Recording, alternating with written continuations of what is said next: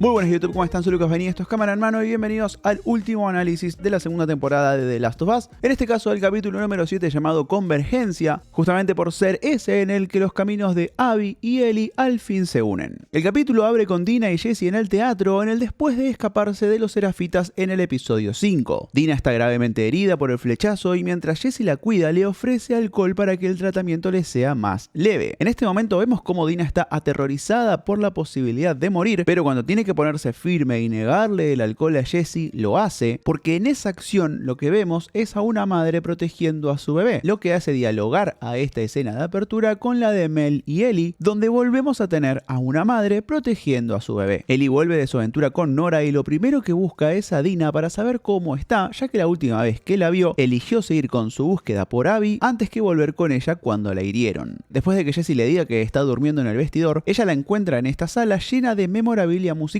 con las paredes repletas de afiches de viejas presentaciones de distintas bandas en este teatro de Seattle, y según el diseñador de producción Don Macaulay, él le pidió a cada miembro del equipo que escriba su banda favorita y así es como aparecen Green Day, Slipknot, Van Morrison, Nine Inch Nails y varios más. Cuando Ellie se acerca a Dina vemos que le acaricia la frente para despertarla, lo cual es algo que también sucede en el juego, y gran parte de esta escena está inspirada en una del material original, en donde también Dina le limpia las heridas y Ellie logra abrirse y hablar sobre lo que hizo con Nora. En este momento ella admite que no le costó torturar a esta mujer para hacerla hablar, lo cual va a ser importante para un momento más adelante en el capítulo. Y en una frase que tiene mucho más peso en la serie por cómo se nos presentó el elemento de las esporas en el capítulo 5, Ellie confiesa que no mató a Nora. Es decir, después de asegurarle que pondría un fin a esa tortura que es quedar infectada y presa del Cordyceps para siempre, Ellie no cumplió su promesa y en lugar de ponerle un fin al tormento, la dejó en ese sótano para que el hongo la carcoma para siempre, como lo estuvo haciendo con el hijo de Park. En esta charla también tenemos un momento nuevo, original de la serie, que tiene que ver con Dina enterándose de toda la verdad sobre Joel. Y este es un momento clave porque si repasamos, fueron varios meses los que Ellie se guardó esta información, incluso cuando Dina, una vez que Ellie se recupera y se encuentran en la casa de Joel, le devela la información sobre los nombres del grupo de Abby, algo que no le había contado a nadie antes. En todo ese momento en donde ambas deciden salir de Jackson para ir a buscar al grupo de Abby, Ellie podría haber sido 100% honesta con ella, pero sin embargo omite información, que es algo que se refleja en lo que Joel hizo con ella y por lo que Ellie estaba tan enojada con él. A fin de cuentas, lo que estamos viendo es que Ellie aprendió todo de Joel, incluso a mentir. Y si nos ponemos en los zapatos de Dina, en el capítulo 5, ella decide seguir adelante en esa búsqueda de venganza, pero la realidad es que no tiene toda la información del caso en esa decisión porque Ellie se la guarda para ella, no la comparte, no tiene la confianza de compartírselo, lo que hace que Dina, a fin de cuentas, no tenga una autonomía completa sobre su decisión. Y es una situación muy similar a lo que pasó con Ellie al final de la primera temporada y por lo cual termina enojada con Joel. Le sacaron su autonomía a la hora de decidir por sí misma teniendo todas las cartas sobre la mesa. Y por si faltaba algún detalle para relacionar este momento con el final de la primera temporada, Dina, al terminar de escuchar todo lo que le dice Ellie sobre Joel, se da vuelta y le da la espalda de la misma manera en que Ellie lo hizo en el auto cuando le da la espalda a Joel. Lo que estuvimos viendo en toda la temporada y profundamente en este capítulo es que Ellie está entrando en su era de villana y a lo largo de este episodio va a recibir muchas señales que le indican que tienen que parar con lo que está haciendo y volver a Jackson. Dina dándose vuelta y diciéndole que tenemos que volver es la primera de todas estas. Así es como los tres saben que tienen que volver a Jackson, pero necesitan reencontrarse con Tommy, quien se había separado de Jesse en su búsqueda por las chicas. Dina sigue enojada con Ellie por haber traicionado su confianza, pero en este contexto decide tender un puente y le da su pulsera de la suerte para que la acompañe. En esa pulsera ella lleva el símbolo del Hamsa, el cual está presente en varias culturas y religiones, pero dentro del judaísmo se lo relaciona con la protección, y esto puede ser un guiño a la religión de Dina en el juego, en donde se deja mucho más explícito que viene de tradición judía a partir del paso de estas chicas por una sinagoga en Seattle. Entonces Jesse y Ellie salen a las calles con rumbo al punto de encuentro que habían puesto con Tommy, el cual es una librería, un entorno que también visitamos en el juego, y de hecho es ahí donde Ellie ve la bandera LGBT y no entiende lo que es. Y por suerte, a través de Jesse confirmamos que en esta versión Shimmer, la yegua de Ellie, logró sobrevivir a los hechos de Seattle y sigue tranquila en la tienda de música. Y digo por suerte porque en el juego la suerte de este caballo es algo menos positiva.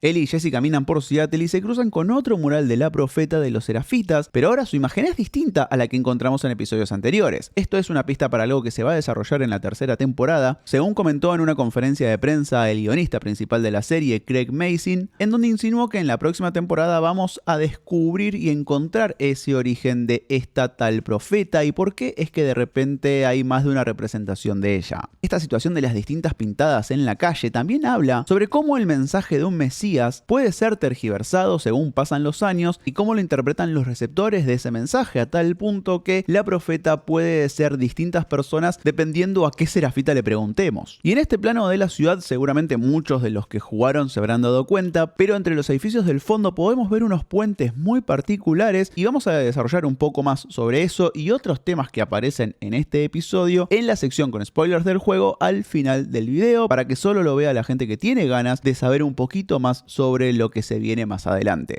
En este momento se larga a llover y a partir de acá la lluvia va a ser una constante que solo va a parar cuando cambiemos de perspectiva a Abby y la encontremos en un día 1 de Seattle, que arranca igual de pacífico que había arrancado aquel 1 de año para Ellie. En su camino ambos se cruzan con los lobos que persiguen a un serafita muy joven y Ellie quiere ayudarlo, pero Jessie analiza la situación y cree que no deben interceder porque no pueden arriesgarse por uno de ellos. De vuelta este elemento de la comunidad siendo tan importante para todos los personajes a lo largo de la temporada. Para Jessie es mucho más importante proteger a los suyos, a ese nosotros que es tan importante en el título de esta serie, antes que arriesgarse por alguien que está por fuera de ese muro, por más que sea bueno o sea malo. Esta matemática moral de Jessie a Ellie no le cierra porque ella es mucho más impulsiva y no se guía tanto por la idea de proteger, sino que se guía mucho más por esa idea de lo que ella interpreta como justicia. Acá está habiendo una injusticia llevarse a cabo y necesita hacer algo para evitarlo. En ese momento Isaac y los lobos se preparan para un ataque total contra los serafitas, en un plan que todavía no sabemos cómo se llevó a cabo, pero sí vemos siendo parte del fondo del viaje de Ellie y parece que va a ser brutal. Esto es algo que seguramente vamos a explorar de manera mucho más profunda y más cercana, sobre todo en la tercera temporada, y en este cuartel tenemos el regreso de Park para ser la interlocutora de Isaac, mientras se nos cuenta que Abby, dentro de la organización de los lobos, parece ser un paralelo a Jessie, siendo ambos los elegidos para ser los próximos líderes de su comunidad. El tema es que acá nos enteramos que Abby y todo su grupo están desaparecidos, y esto para Isaac es un golpe letal, más después de escuchar a uno de los serafitas que tenían como prisionero decir que todos los días hay soldados lobos que ven la luz y se pasan al otro bando, algo que no sucede con los serafitas. Tener presente esa secuencia de episodios anteriores nos hace entender que en este momento Isaac tiene mucho miedo e incluso se niega a creer que Abby sea uno de esos soldados que pasó de bando. Ellie y Jessie llegan a la librería y vemos a la chica repasar los libros para niños, conectando con ese futuro donde ella va a tener la posibilidad de leerle una de estas historias a su pequeño con Dina, y vemos que elige el título El monstruo al final del libro. Este es el libro más vendido de todos los que salieron de Plaza Sésamo, en donde Grover, o Archibaldo para Latinoamérica, se pasa todas las páginas aconsejando a los lectores que no avancen en la historia porque al final de este libro hay un monstruo terrible. Todo para que hacia la última página la revelación es que ese monstruo al final del libro es el propio Archibaldo. De hecho hay un especial animado de Plaza Sésamo que adapta este libro y está disponible en Max ahora mismo. Por cómo se desarrolló la temporada, podemos entender que este es un paralelismo con lo que estamos viendo de Ellie. Acorde avanzó en su viaje, fue perdiendo humanidad y está la posibilidad de que al final del libro se encuentre con que ella misma es el monstruo, a menos que empiece a darle importancia a todas estas señales que le van diciendo por favor para. Jessie cuenta la historia sobre la mujer de la que se enamoró y lo invitó a irse con ella a México, pero él se negó porque sabía que tenía una responsabilidad con Jackson, es decir, eligió el deber por sobre el amor, algo que lo ubica en las antípodas de Ellie y Joel, y para enfatizar esa distancia, al lado de Ellie todo el tiempo va a aparecer la jirafa de peluche, esa que nos remite al momento donde la relación de Ellie y Joel se afianzó como padre e hija, marcando a fuego el rumbo de la decisión de Joel, pero también, como vimos al principio de esta temporada, es el elemento a través del cual se nos mostró qué consecuencias trajo esa decisión de Joel de salvar a su pequeña, asesinando a todos a su paso y dejando, entre otras cosas, a una chica sin su padre.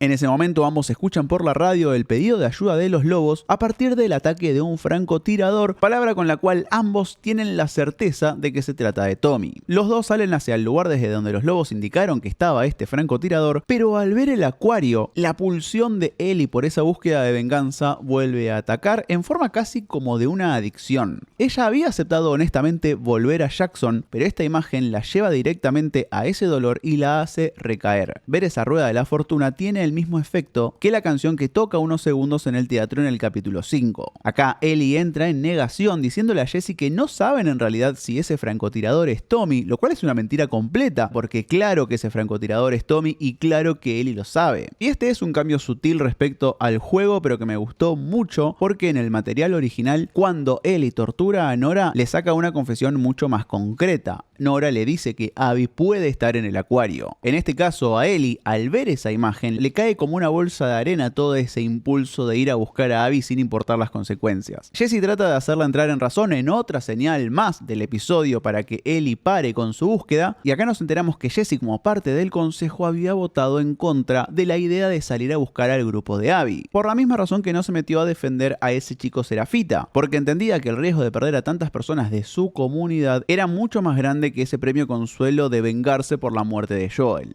Y en esta discusión, todo este tema de la comunidad que atravesó toda la temporada por fin llega de manera concreta en palabras de Ellie. Lo venimos diciendo desde los primeros análisis. Para Ellie, su comunidad nunca fue Jackson, su comunidad siempre fue Joel. Y lo mismo para Joel, era una comunidad de dos personas. Este diálogo no está en el juego y me parece uno de los más potentes cuando Ellie dice: mi comunidad era Joel y la mataron a golpes mientras me obligaban a mirar. En la impulsividad de Ellie, ella logra armar un argumento bastante convincente contra Jessie, echándole en cara que acaba de dejar morir a un nene porque no pertenecía a su comunidad, pero en realidad, y con una mirada más fría, entendemos que todo esto es una manipulación por su parte. Jessie entonces la mira a los ojos y entiende que ya está más allá de sus posibilidades de ayudar, lo cual visiblemente le rompe el corazón porque él es una persona que está diseñada y aprendió a sacrificarse por los demás y tratar de ayudar hasta las últimas consecuencias. Jessie entonces se va y Ellie queda sola, encerrada en el plano por toda esta situación de enajenación que está viviendo. Y por cierto, esa rueda de la fortuna que está al lado del acuario en Seattle, al parecer según Google, inauguró en 2012, con lo cual en este mundo que se fue al tacho en 2003 no debería existir, pero bueno.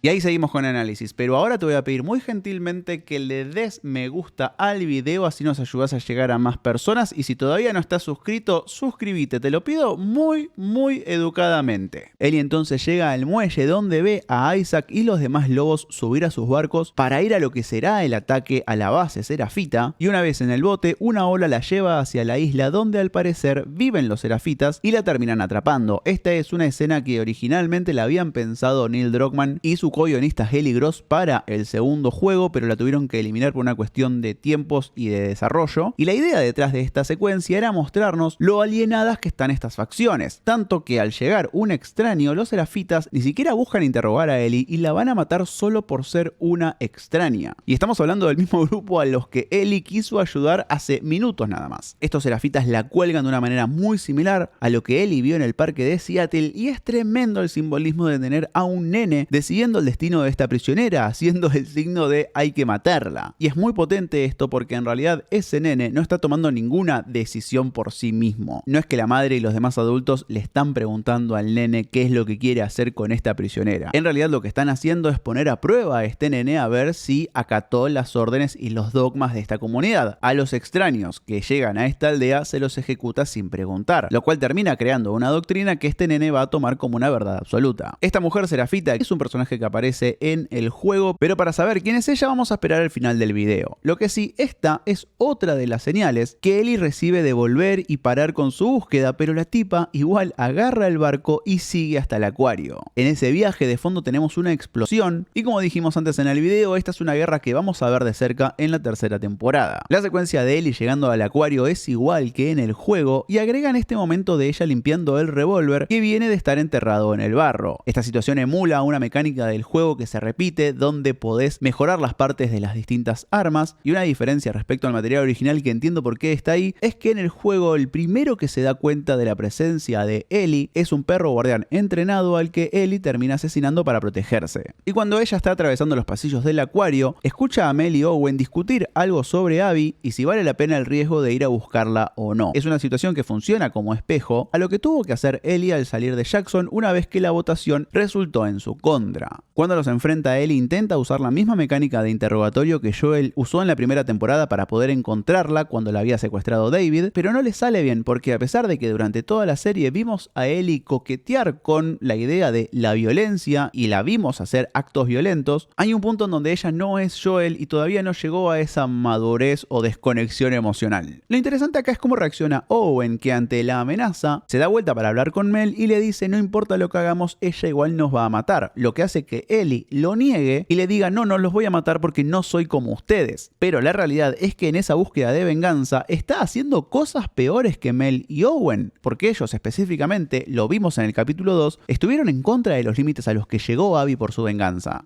Y en la decisión de Owen de apostar todo y tratar de agarrar el arma y dispararle a Ellie antes de que ella le pueda disparar a él, también hay una motivación a partir del tema central de la serie, que es el amor. En lugar de darle la ubicación de Abby a Ellie, trata de protegerla sin importar las consecuencias, incluso poniendo en riesgo a Mel y su embarazo. Este momento de decisión cúlmine en Owen se representa con su cara literalmente partida a la mitad entre la luz y la sombra. Owen entonces decide actuar por amor y proteger a su comunidad, sacando el arma y dispara primero, pero demasiado apresurado, y esa bala no termina dando en Ellie, mientras que ella reacciona y mata a Owen con una bala que lo atraviesa y le corta la garganta a Mel, que estaba parada justo atrás de él. Mel entonces termina siendo una representación de lo más triste que tiene la historia de The Last of Us, que son las consecuencias que tiene esta escalada de violencia, las cuales son esas víctimas que terminan en el medio sin tener nada que ver. Y en este caso no es solo Mel, sino que también es este bebé, al que su madre intenta salvar incluso en sus últimos suspiros de vida. Esta es una escena original de la serie, o es una versión que lleva un poco más allá de lo que se presenta en el juego, en donde Owen intenta atacar a Ellie, ella le pega un tiro en el estómago y después Mel se abalanza contra ella para matarla con un cuchillo y Ellie, defendiéndose, termina clavándole este cuchillo en el cuello. El momento en que Mel, esta madre que está tratando de proteger a su bebé como sea en sus últimos segundos de vida, es tremendo, y según la actriz Ariela Butter, la filmaron 3 veces en 3 días diferentes de grabación porque necesitaban explorar los distintos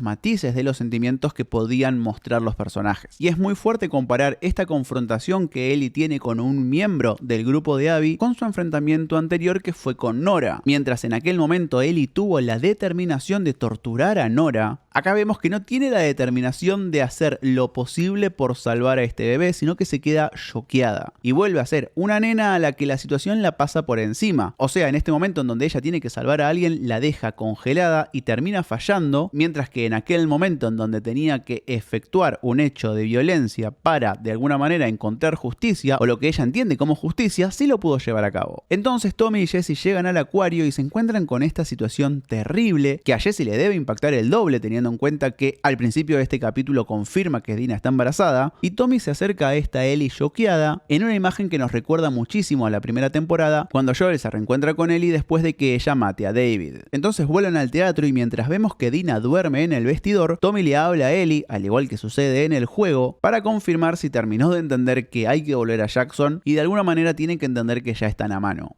They made their choices. That's all there is to it. But Abby gets to live. They got what they deserved.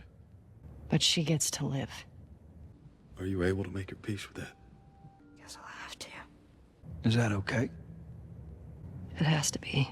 Y aprovecho para decir que si quieren el buzo que estoy usando de Ellie y este tatuaje hermoso, pueden conseguirlo con un 10% de descuento en wayneremeras.com usando el código de descuento cámara en mano. Ese código funciona para toda la tienda de Wayne, así que úsenlo cuando quieran y en la remera o buzo que ustedes tengan ganas. Tommy se va a terminar de armar la mochila para salir a Jackson al día siguiente, y ahí es cuando Jesse le dice a Ellie que más allá de todo valora lo mucho que ella está dispuesta a arriesgar para buscar justicia y tratar de hacer lo que es justo para para los demás. Ahí escuchan ruidos y llega lo peor. Así como pasa en el material original, Abby llegó al lugar y después de reducir a Tommy, toma el control de la situación sin dudar y ni bien siente un posible peligro, dispara y asesina a Jesse en el acto. En este momento tenemos esta frase que va a ser importantísima e icónica para lo que resta de la historia, que es: te dejé vivir y vos lo desperdiciaste. Por supuesto, hablando de lo que pasó en el capítulo 2, en donde después de matar a Joel, sentimos que Abby y los demás están hablando entre ellos y en lugar de matar a Ellie la dejan viva. Quizás en la próxima temporada entendamos por qué fue esa decisión y si es que Abby en este momento está diciendo 100% la verdad. Después de esto y con Abby apuntándole con su arma a Ellie, escuchamos un disparo mientras fundimos a negro, entonces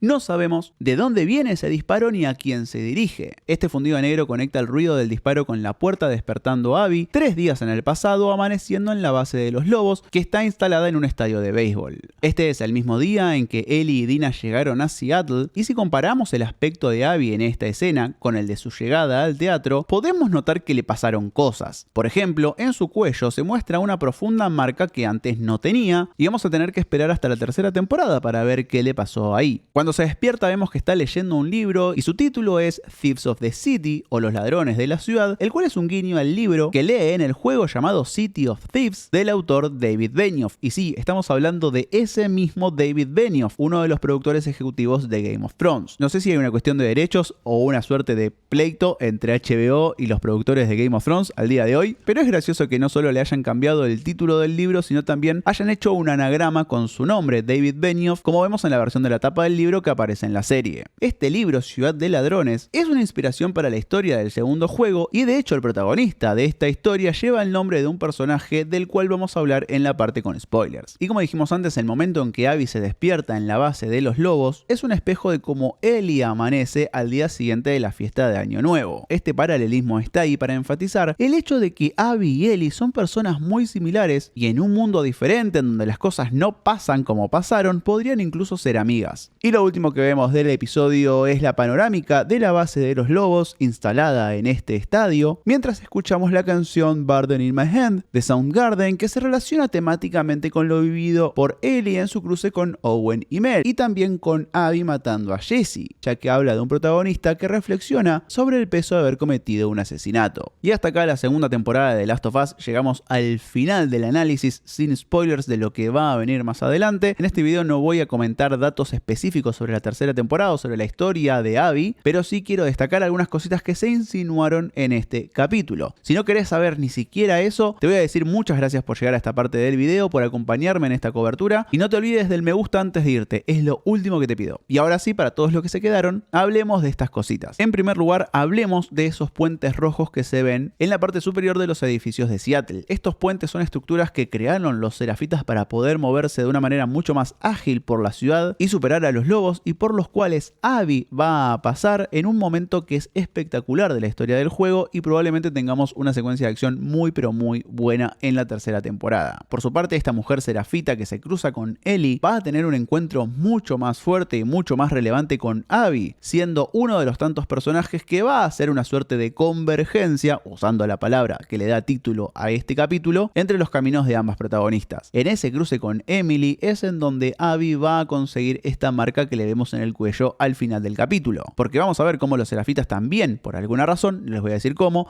la toman como prisionera en una situación de la cual escapa gracias a un personaje que todavía no conocimos y tiene que ver con ese libro que estaba leyendo Abby al final del episodio. Como dije antes, el protagonista de este libro se llama Lev y ese mismo nombre lleva a este personaje que vamos a conocer en la próxima temporada y es absolutamente clave, quizás el personaje más importante de The Last of Us parte 2 por el efecto que tiene sobre Abby y sobre esta escalada de violencia que estamos viendo. De hecho, este personaje es el que acompaña a Abby a esa situación del teatro, y si repasamos la escena que nos mostró este final de temporada, fíjense que el lado izquierdo de todo ese salón se muestra muy poco y también es probable que este personaje quizás llegue un segundo más tarde a la situación y no lo mostraron en este momento porque aún no eligieron al intérprete para la serie. Por último, algunos habrán preguntado cómo es que Abby encuentra a Jesse y a Tommy en el teatro, y esto en el juego se deja muy claro, ya que Ellie, cuando va a buscar a Owen y Mel, lleva con ella ese mapa de Seattle que estuvieron usando durante toda su búsqueda de Abby y fueron marcando con Dina las cosas que iban encontrando y los lugares que iban visitando. Abby, cuando llega al acuario y descubre a sus amigos muertos, también encuentra encuentra este mapa y a partir de eso es que puede llegar al teatro. En la serie no vimos a Ellie con ese mapa en el acuario, así que eso por ahora queda descartado, pero en esa conferencia de prensa que dieron Neil Druckmann y Craig Mazin sobre el final de temporada y sobre lo que viene en la próxima, aseguraron que va a haber una respuesta de cómo es que Abby encuentra a los que ella entiende fueron los asesinos de sus amigos. Y hablando de esta conferencia de prensa, también Mazin aclaró que, si bien el rol de Bella Ramsey en esa futura temporada va a ser menor, aseguró que esto no es lo último que vimos de ella, ni tampoco es lo último que vimos de Isabela Merced, ni tampoco va a ser lo último que veamos de ciertos personajes que para esta altura ya están muertos. Dicho todo esto, amigos y amigas, muchas gracias por llegar ahora sí al final del video y al final de nuestra cobertura de The Last of Us temporada 2, por lo menos en esto que son los análisis completos de todos los episodios. Voy a hacer más videos sobre lo que vimos y sobre lo que quedó afuera de esta temporada. Y antes de irme, un anuncio muy importante. Síganme en mi canal de Twitch porque a partir de mañana martes 27 de mayo a las 5 de la tarde de Argentina voy a estar jugando a The Last of Us parte 2 para hacer todo este recorrido y encontrar todas las diferencias que hubo entre la serie y el juego, además de charlar sobre nuestras partes favoritas y las que no tanto. Les dejo el link al canal directo de Twitch, pueden verlo incluso si no tienen cuenta en esa plataforma y los espero por allá a partir de mañana todos los días. Ahora sí, muchas gracias por llegar al final del video, nos vemos en el próximo si vos querés. Chau.